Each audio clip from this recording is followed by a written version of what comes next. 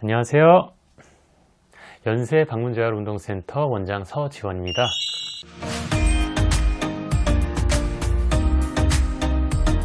자, 오늘은 폐렴을 예방하는 방법에 대해서 설명드리고자 합니다. 폐렴은 열이 나고 기침이 나는 등 감기와 비슷해서 혼동이 되는 경우가 상당히 많아요. 특히 뇌졸중, 파킨슨 등 중증 질환을 가지신 분들 혹은 오랜 침상 생활을 하다 보면 연화장애가 생기는 경우가 많습니다. 자, 하지만 연화장애로 인한 폐렴인데 자각하지 못하고 그냥 넘어가는 경우가 많은데 이는 상당히 위험하다고 할 수 있어요. 증상이 밖으로 나타나지 않을 때도 많기 때문에 각별히 주의를 해야 하는데요. 자, 그럼 지금부터 폐렴과 그 예방 방법에 대해서 알아보겠습니다.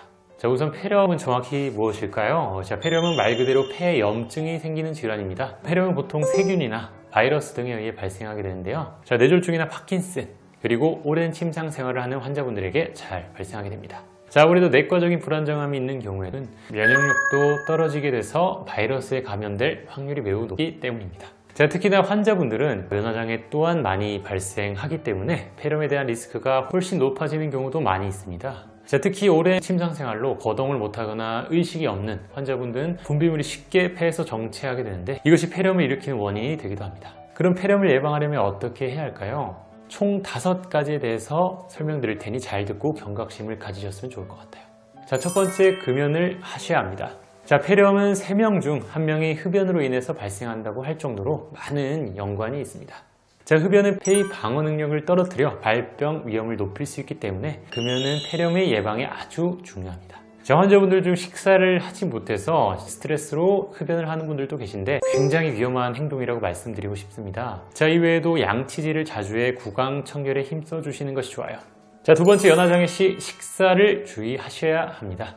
뇌졸중 혹은 치매 등의 질환을 가지고 있으신 경우 흡인의 위험성이 굉장히 높아요. 음식을 씹고 삼키는 근육이 약화되었거나 뇌 기능이 약화되어 삼킴 장애가 발생하기 때문인데요. 자, 이러한 경우 음식물 복용 시 사례가 잘 들리고 기도로 음식이 넘어가도 기침을 잘 하지 못하는 증상이 발생하여 음식물이나 구강 내 세균에 의한 폐렴에 걸릴 수 있습니다.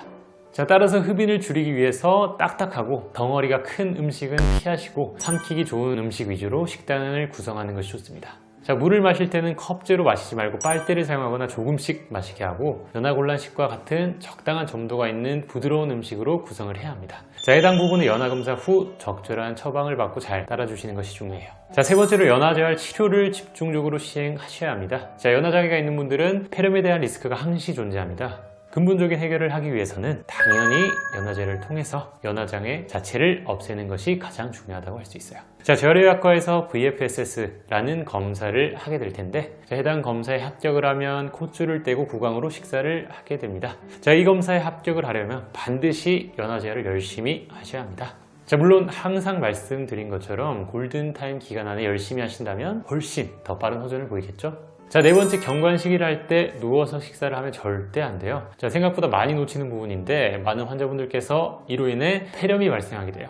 콧줄로 식사를 할 때 이제 관으로 액체가 들어간다고 누워서 가능하다고 생각하시는 분들도 많이 계십니다. 하지만 이는 굉장히 위험합니다. 자, 액체가 잘 들어간다고 해도 다시 역류하여 기도로 들어갈 수 있기 때문에 절대 누워서 식사를 해서는 안 됩니다. 특히 요즘 팬데믹으로 인해 면회 제한이 돼서 이러한 기본적인 간호를 모르는 분들도 많이 계시기에 말씀드립니다. 그리고 식사 후에는 1시간 정도는 눕게 하지 마시고 앉은 상태를 유지하시는 것이 필요해요. 자, 5번째로는 가장 기본적이고 중요한 손 씻기입니다. 자, 폐렴을 포함해서 호흡기 질환을 막는 데 있어서 가장 확실하고 기본이 되는 방법이 손 씻기입니다. 자, 손을 씻을 때는 비누칠로 적어도 30초 이상 구석구석 마찰하여 씻는 것이 좋아요. 자, 그리고 기회가 있을 때마다 손을 잘 씻기만 해도 감기는 물론 폐렴까지 예방이 되므로 철저히 생활하신다면 개인 건강에 큰 도움이 되실 거예요. 자, 물론 환자뿐만 아니라 보호자분들 또한 반드시 손위생에 신경을 써주시는 것이 좋아요. 자, 이외에도 실내 온도는 26도에서 28도 사이 그리고 습도는 40에서 50% 정도를 유지하시는 것이 좋고 충분한 수면과 균형 있는 영양 섭취, 규칙적인 운동이 필요하겠습니다. 네, 이렇게 오늘은 폐렴을 예방하는 방법에 대해서 알아봤습니다.